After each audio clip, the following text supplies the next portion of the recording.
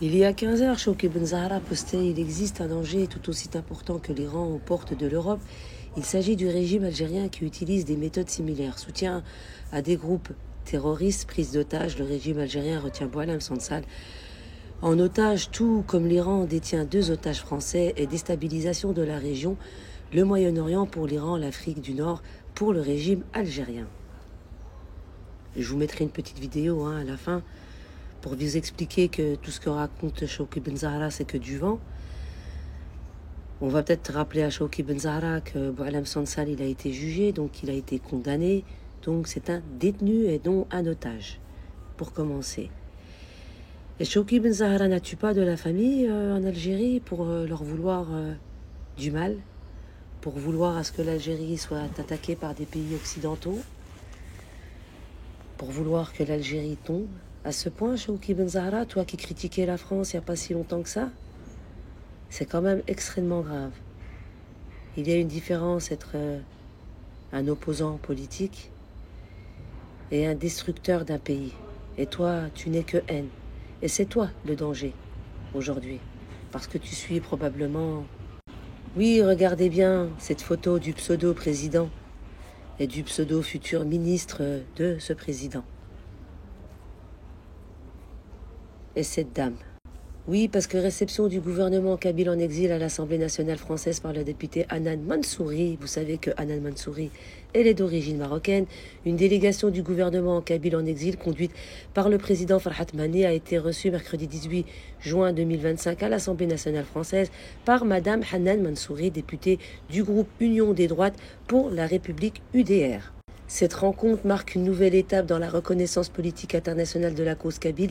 Les échanges ont porté sur les droits du peuple kabyle, la situation des libertés en Algérie et les perspectives de coopération entre représentants du gouvernement kabyle en exil et responsables politiques français sensibles à la question des peuples opprimés.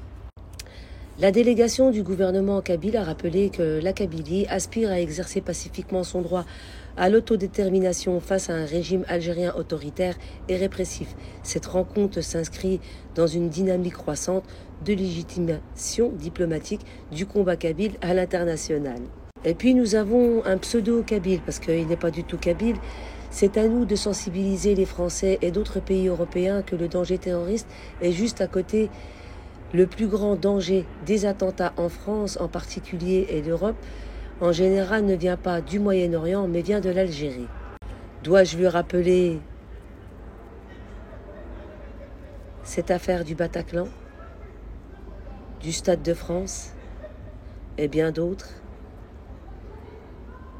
Cet attentat, le plus gros attentat en France, a été commis par des personnes d'origine marocaine et non pas algérienne.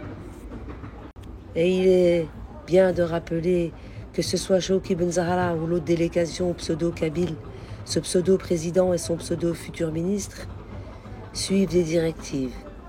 Oui, parce que le 360, comment le régime d'Alger a perdu tous ses soutiens dans le monde. Ce n'est pas l'Algérie qui a besoin de soutien. Jusqu'à preuve du contraire, l'Algérie n'a demandé d'aide à personne pendant les années noires. Et on sait qui a trahi notre pays. On sait où le fils se réfugiait pendant ce temps-là. Donc il y a un moment, appelons un chat un chat. Et je vais vous mettre une vidéo de tout ce que disent ces gens-là. C'est tout le contraire. N'essayez pas de déstabiliser l'Algérie, ni de l'extérieur, ni de l'intérieur. N'oubliez pas que les Algériens sont partout.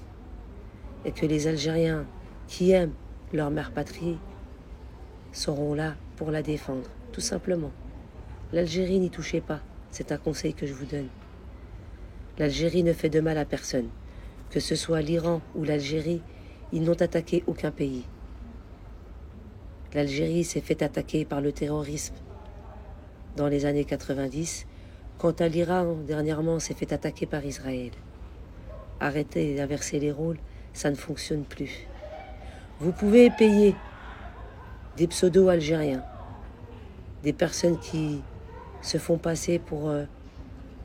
ceux qui veulent sauver l'Algérie. Bien au contraire, ils veulent la détruire. Et nous, on a compris. Je vous mets une petite vidéo. La vidéo de Javier Colomina, secrétaire général adjoint délégué pour les affaires politiques et la politique sécuritaire de l'OTAN. Vous allez écouter ses paroles en vidéo.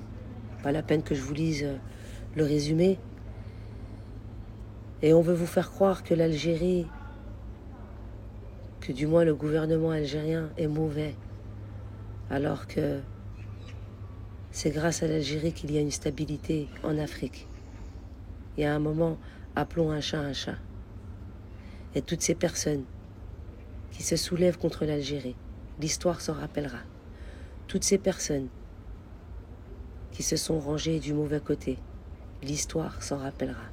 C'est une question de temps. Tout simplement. Ala kulli hal. Tahia al-Jazair, wallah yarham shuhada.